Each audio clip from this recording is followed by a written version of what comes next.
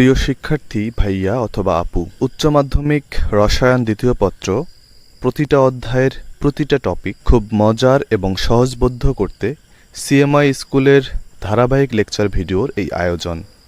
নতুন আরও একটি পর্বে তোমাকে স্বাগত জানাচ্ছি। আমি মাহমুদুল হাসান, তোমার অন্যতম একজন শুভাকাঙ্ক্ষী।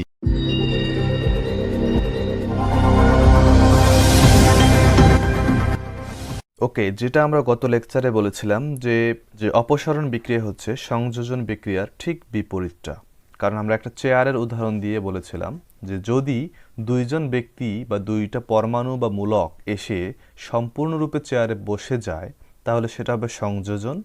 আর যদি একটা চেয়ার থেকে সম্পূর্ণ দুইজন ব্যক্তি আউট হয়ে যায়, ওই চেয়ারটা ফাঁকাই থেকে যায়, তাহলে সেটা হচ্ছে অপসারণ।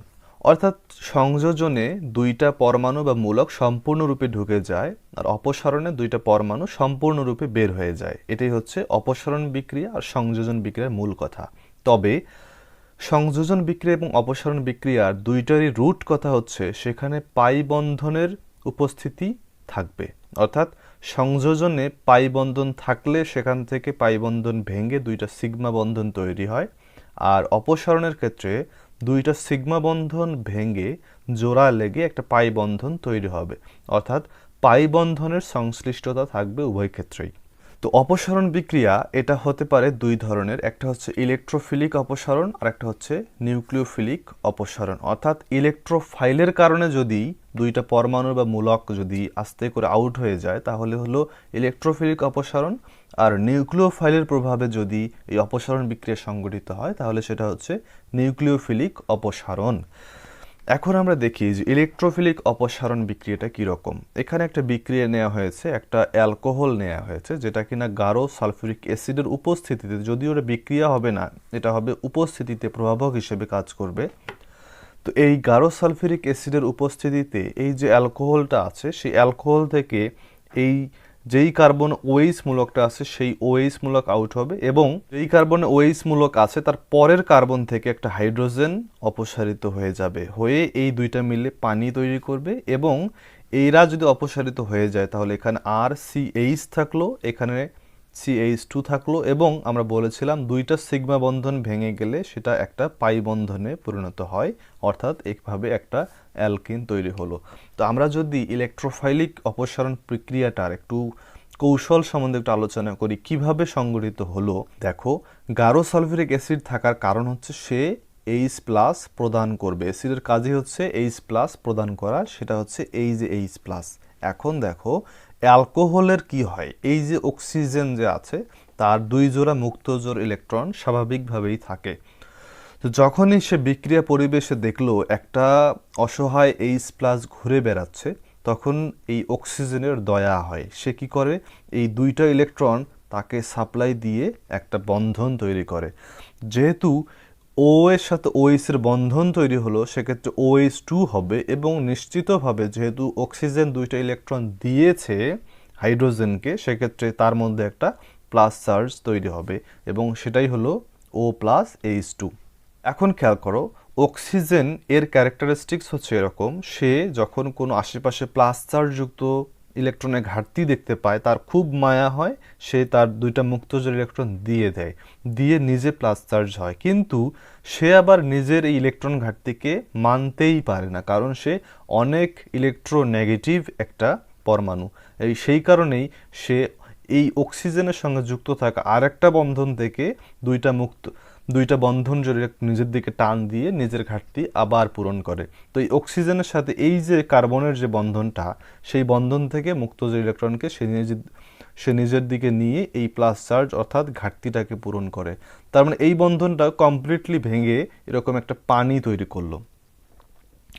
পানি তৈরি করলো মানে পানি অপসারিত হয়ে গেল। এখন দেখো তো, এই যে কার্বনের সাথে অক্সিজেনের যে বন্ধনটা সেটা যদি ভেঙে যায় তাহলে ইলেকট্রন তো অক্সিজেন নিয়ে গেল, তাহলে কার্বনের মধ্যে নিশ্চয়ই একটা প্লাস চার্জ তৈরি হলো। তার মানে এই আর CH2 এটা একটা কার্বো ক্যাটায়নে পরিণত হলো। এই যে কার্বো ক্যাটায়নে পরিণত হলো, এই কার্বন সে তার যে প্লাস চার্জ, তারও তো ইলেকট্রন ঘাটতি, তারও তো ইলেকট্রন প্রয়োজন। তখন সে কি করবে? আশেপাশে দেখবে যে তাকে ইলেকট্রন দেওয়ার মতন কেউ আছে কিনা। তো দেখলো যে বিক্রিয়া পরিবেশে আর কেউ নাই।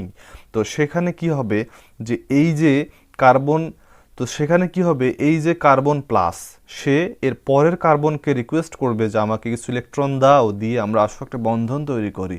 তখন এই কার্বন কি করবে? যত জুলুম নির্যাতন সবসময় হাইড্রোজেনের সঙ্গেই হয়। তো এই যে এই দুইটা হাইড্রোজেন আছে, তার মধ্যে যে কোনো একটা হাইড্রোজেনের সঙ্গে বন্ধন ছিন্ন করবে। অর্থাৎ এই হাইড্রোজেনটার কথাই যদি আমরা চিন্তা করি, তার সাথে বন্ধন ছিন্ন করলো, করে সেই দুইটা ইলেকট্রনকে নিজের কাছে নিয়ে নিল, হাইড্রোজেন প্লাস চার্জ যুক্ত হয়ে আলাদা হয়ে গেল। এই দুইটা ইলেকট্রন তো এখানে থাকার জন্য সে বন্ধন ছিন্ন করে নাই, এই দুইটা ইলেকট্রন সে এই কার্বনের মধ্যে দিয়ে একটা দ্বিবন্ধন তৈরি করবে। তাহলে এই কার্বনের হাত সব কিছুই ঠিক থাকলো, মাঝখান থেকে দ্বিবন্ধন তৈরি হলো এবং এই এইচ প্লাসটা আলাদা হয়ে গেল। এই এইচ প্লাস কোন এইচ প্লাস? যেটা কিনা সালফিউরিক অ্যাসিড থেকে এসেছিল, সেই এইচ প্লাস। আমরা জানি সালফিউরিক অ্যাসিড যেমন থাকার তেমনই থাকবে, কারণ সেটা হচ্ছে একটা প্রভাবক। তো এইভাবে ইলেকট্রোফাইল, যেহেতু এই যে এইচ প্লাস সে একটা কি ইলেকট্রোফাইল, তার প্রভাবেই মূলত এখান থেকে অপসারিত হয়ে গেল ওএইচ মূলকটা এবং হাইড্রোজেনটা। এই কারণে এই অপসারণ বিক্রিয়ার নাম হচ্ছে ইলেকট্রোফিলিক অপসারণ বিক্রিয়া। অপসারণ বিক্রিয়ার সবথেকে কোর অংশ হচ্ছে এই স্লাইডটা। এই স্লাইডটা শেষ না হওয়া পর্যন্ত খুব মনোযোগ সহকারে দেখবে, কারণ অপসারণ বিক্রিয়ার মূল কথাগুলো এই স্লাইডেই থাকবে। দেখো, নিউক্লিওফিলিক অপসারণ আমরা এখন পড়ব, যে নিউক্লিওফাইলের কারণে যদি এরকম একটা অপসারিত হয়ে যায় কোনো যৌগ থেকে দুইটা পরমাণু, তাহলে সেটা হচ্ছে নিউক্লিওফিলিক অপসারণ। তো যেহেতু নিউক্লিওফাইল এসে আক্রমণ করবে, নিউক্লিওফাইলের প্রভাবে অপসারণটা হবে, সেক্ষেত্রে অবশ্যই কার্বনের মধ্যে প্লাস চার্জ হওয়া দরকার। আর প্লাস চার্জ হতে হলে কার্বনকে অবশ্যই একটা বেশি তড়িৎ ঋণাত্মক পরমাণুর সঙ্গে যুক্ত থাকা দরকার। আর সেই কারণেই আমরা এখানে অ্যালকাইল হ্যালাইড নিয়েছি, যাতে এই কার্বনের সঙ্গে হ্যালোজেনের এই বন্ধনটা আমরা ইন্ডিকেট করতেছি যে হ্যালোজেন এই ইলেকট্রনগুলোকে নিয়ে কার্বনকে প্লাস চার্জ করবে, আর সেখানেই এই যে নিউক্লিওফাইল সে এখানে অ্যাটাক করবে, করেই অপসারণ বিক্রিয়াটা সংগঠিত করবে।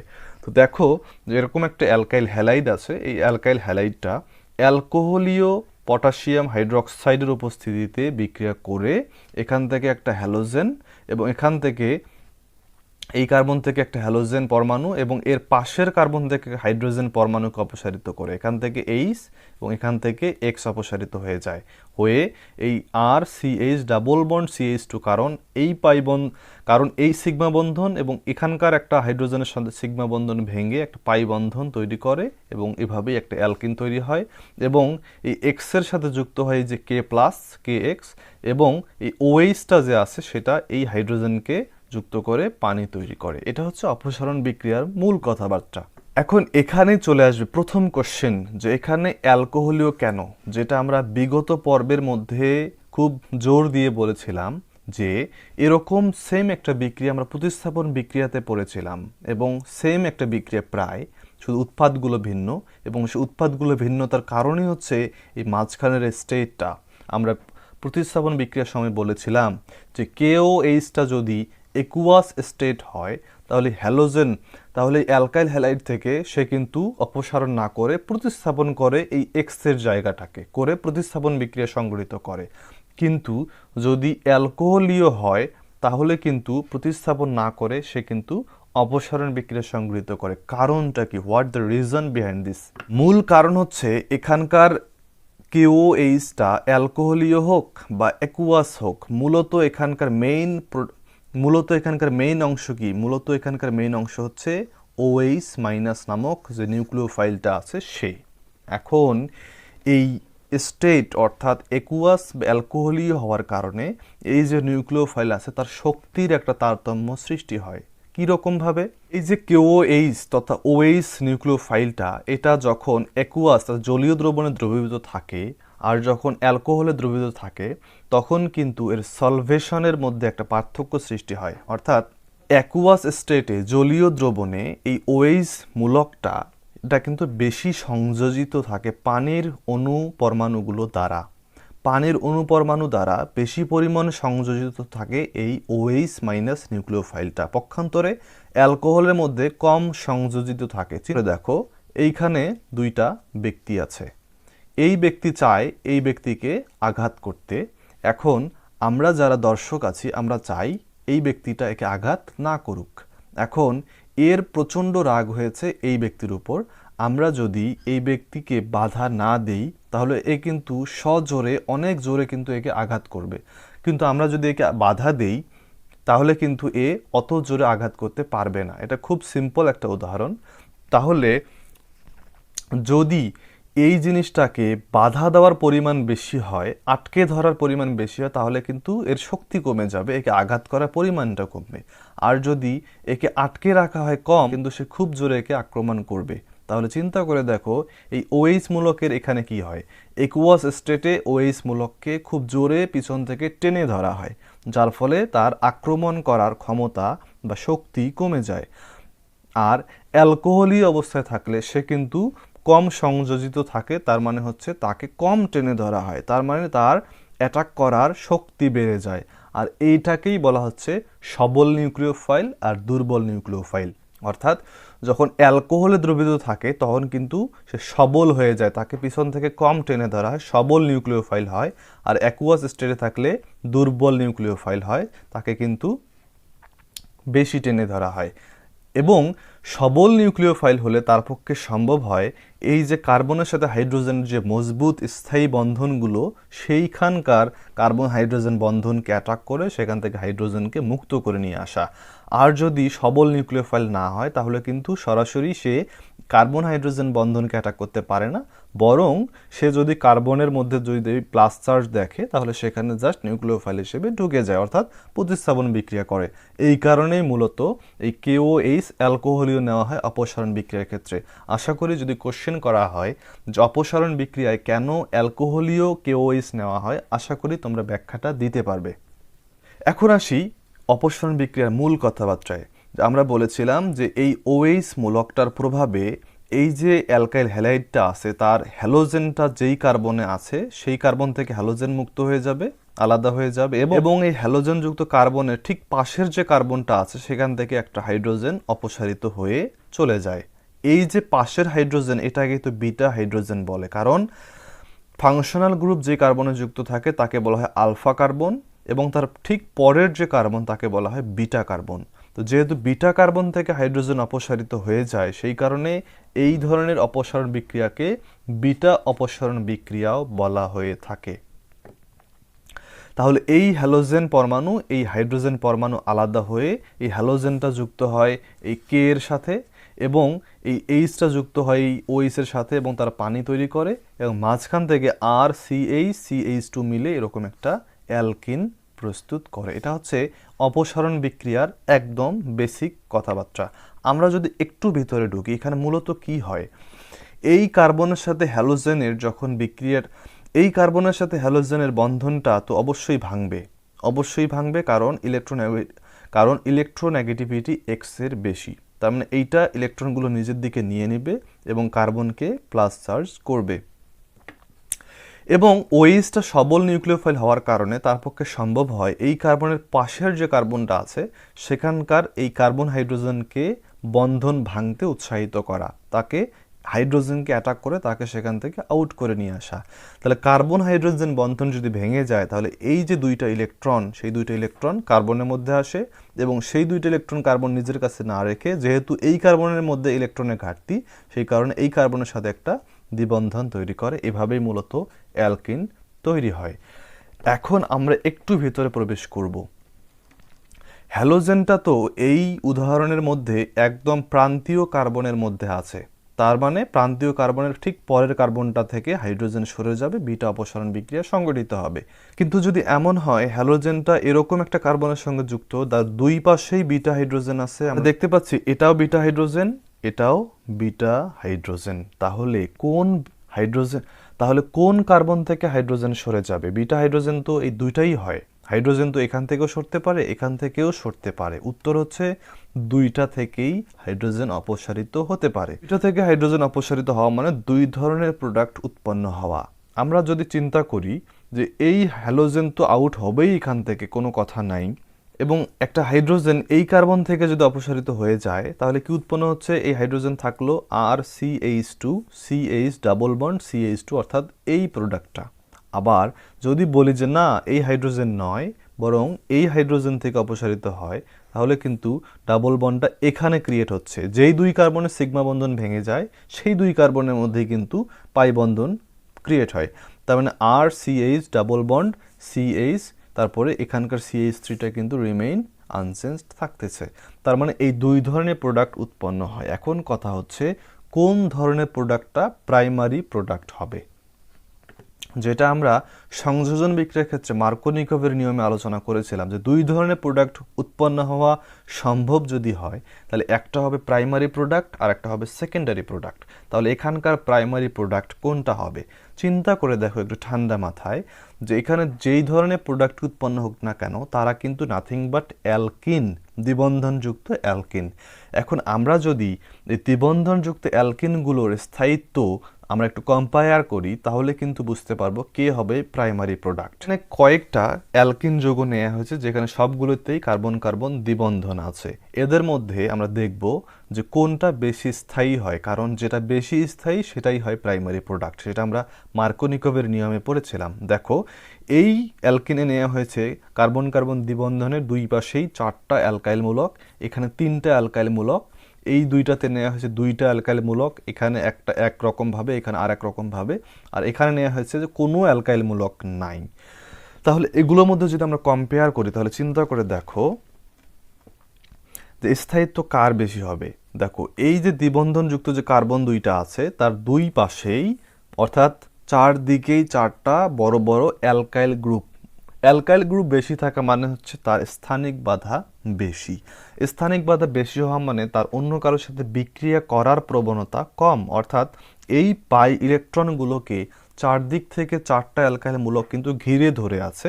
তার মানে এই পাই বন্ধনটা সেফ। সেফ মানে যে কারোর সাথে বিক্রিয়া করতে চাইবে না সহজে, তার মানে এটা বেশি স্থায়ী যৌগ হবে কম্পারেটিভলি সেকেন্ড যৌগটার সাথে। কারণ এখানে একটা হাইড্রোজেন, কারণ এখানে একটা অ্যালকাইলমূলক কম আছে, সেখানে একটা হাইড্রোজেন নেওয়া হয়েছে, তার মানে এখানে কিন্তু স্থানিক বাধাটা আগের তুলনায় কমে গেল। তার মানে এখানকার পাই ইলেকট্রনে অন্য কোনো বিকারক যুক্ত হওয়ার প্রবণতা এইটার তুলনায় বেশি।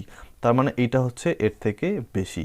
আমরা যদি এইটার সাথে এটা কম্পেয়ার করি একই রকম কথাবার্তা, এখানে 3টা অ্যালকাইলমূলক, এখানে 2টা অ্যালকাইলমূলক, তার মানে স্থানিক বাধা যেহেতু এইটার বেশি সেক্ষেত্রে স্থায়িত্ব এইটার বেশি হবে, এইটা। এখন এখানে দেখো দুইটাই দ্বিবন্ধনযুক্ত অ্যালকিন, দুইটাতেই অ্যালকাইল মূলক আছে 2টা করে, কিন্তু এই অ্যালকিনের মধ্যে 2 আলাদা আলাদা পাশে এবং এখানে একই পাশে। এটা হচ্ছে ট্রান্স সমাণু, এটা হচ্ছে সিস সমাণু, এবং এদের মধ্যে এইটার স্থায়িত্ব বেশি হবে কারণ এই অ্যালকিনের মধ্যে দুই পাশেই বড় বড় গ্রুপ আছে, তার মানে দুই পাশেই বাধা আছে। আর এই অ্যালকেনের মধ্যে এক পাশে বাধা থাকলেও আর এক পাশ কিন্তু সম্পূর্ণ খোলা, তার মানে এই দিক থেকে অ্যাটাক হতে পারে। এই কারণে এর স্থায়িত্ব এটার তুলনায় কম এবং অবশ্যই এটার স্থায়িত্ব আরও কম। তাহলে চিন্তা করে দেখো দ্বিবন্ধনযুক্ত কার্বনের সাথে যত বেশি অ্যালকাইল গ্রুপ থাকবে সেটা বেশি স্থায়ী হবে। তাহলে চিন্তা করে দেখো তো এই যে দ্বিবন্ধনযুক্ত কার্বন, দ্বিবন্ধনযুক্ত কার্বনে কোনটাতে বেশি অ্যালকাইল গ্রুপ আছে? এখানে আছে একটা আর এখানে আছে 2টা, তার মানে এইটা হবে প্রাইমারি প্রোডাক্ট আর উপরেরটা হবে সেকেন্ডারি প্রোডাক্ট।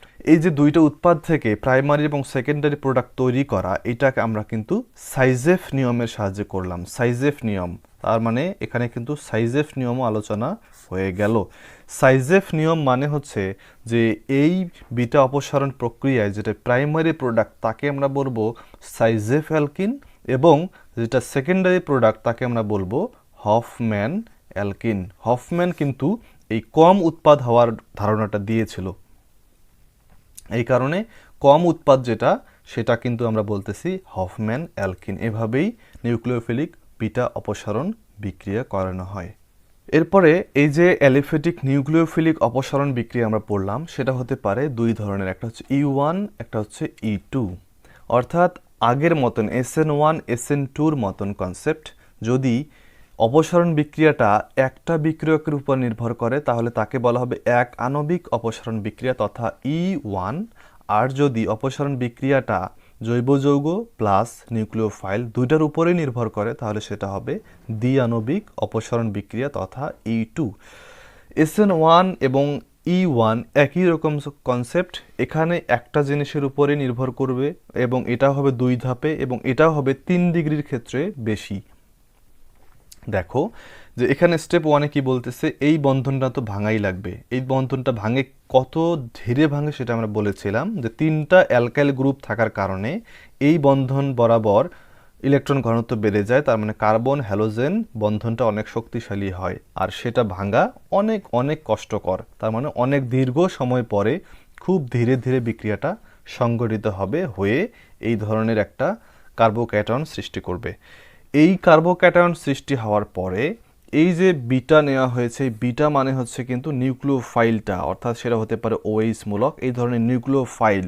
সে কি করবে, এই কার্বনের পাশে যেহেতু এখানে অপসারণ বিক্রিয়া সংঘটিত হবে কারণ OHটা ছিল একটা সবল নিউক্লিওফাইল তথা বিটাটা একটা সবল নিউক্লিওফাইল, তার মানে অপসারণ বিক্রিয়া সংঘটিত হবে। এই কার্বনের পাশে যে বিটা কার্বনগুলো আছে সেই বিটা কার্বনগুলোর মধ্যে থেকে যে কোনো একটা কার্বন থেকে একটা হাইড্রোজেনকে এই বিটা অ্যাটাক করে অপসারিত করে নিয়ে নেবে। তার মানে বিটা এইচ নামক একটা যৌগ তৈরি হবে এবং এই হাইড্রোজেনটা অবশ্যই ইলেকট্রনগুলো দিয়ে যাবে। এই দুইটা ইলেকট্রন কোথায় চলে আসবে, এই দুই কার্বনের মধ্যে, তথা এখানে একটা দ্বিবন্ধন সৃষ্টি হবে। তার মানে এটা একটা অ্যালকিন কিন্তু তৈরি হলো এবং 2 ধাপে সংগঠিত হলো, কিন্তু এইটা কিন্তু খুব দ্রুত সংগঠিত হয়েছে। আশা করি কনসেপ্ট ক্লিয়ার আছে তোমাদের SN1 এর মতো। তো এটা হচ্ছে E1 অপসারণ বিক্রিয়া। E2 তথা দ্বিআণবিক অপসারণ বিক্রিয়ার ক্ষেত্রে SN2 এর মতন কথাবার্তা, যে সেখানে যেমন ছিল একই ধাপে সংগঠিত হয়। আমরা একটা প্রেমের হিস্ট্রি দিয়ে কিন্তু কথাগুলো বলেছিলাম, কার্বন এবং হ্যালোজেনের ট্র্যাজিক হিস্ট্রি দিয়ে আমরা কিন্তু কথাগুলো বলেছিলাম। তো সেখানে দেখো কি হয়, এই বন্ধনটা যেহেতু এখানে কোনো যেহেতু এই কার্বনের সাথে একটা মাত্র কার্বন তথা অ্যালকাইল গ্রুপ যুক্ত, তার মানে এই বন্ধনটা কিন্তু কম্পারেটিভলি অত শক্তিশালী নয়, এই বন্ধনটা কিন্তু ভেঙে যাবে। এই বন্ধনটা ভেঙে এইটা কার্বন প্লাস এবং X মাইনাস আলাদা হয়ে যাবে। এটা যদি প্লাস হয় তখন কি হবে, এই প্লাস চার্জযুক্ত কার্বনটা চাইবে পাশের কার্বন থেকে ইলেকট্রন নিয়ে নেওয়ার জন্য। তখন এই কার্বন কি করবে, সে কোথায় পাবে ইলেকট্রন, সে একটা হাইড্রোজেনকে ত্যাগ করে তার ইলেকট্রনগুলোকে নিয়ে এখানে একটা বন্ধন ক্রিয়েট করবে। তার মানে হাইড্রোজেনকে যে ত্যাগ করলো সেই হাইড্রোজেনটা কোথায় যুক্ত হবে, এই যে এই ETHO মাইনাস দেখতে পাচ্ছ, এটা মূলত কিন্তু ইথানলের হাইড্রোজেনকে ত্যাগ করার পরে যে চার্জটা সৃষ্টি হলো সেইটা কিন্তু। তার মানে এই হাইড্রোজেন যুক্ত হওয়ার পরে কিন্তু কমপ্লিট একটা ইথানল প্রস্তুত হলো। এই হচ্ছে ETHOH মানে হচ্ছে ইথানল নেওয়া হয়েছে এবং বাদবাকি যৌগটা কি থাকলো, একটা অ্যালকিন, এবং এক্সট্রা তো আলাদা হয়ে গিয়েছে, সেটা কোথায় যুক্ত হবে, এই যে K প্লাস তার সঙ্গে কিন্তু যুক্ত হয়ে যাবে। এইভাবে দ্বিআণবিক অপসারণ বিক্রিয়াটা একই ধাপে সংঘটিত হয়।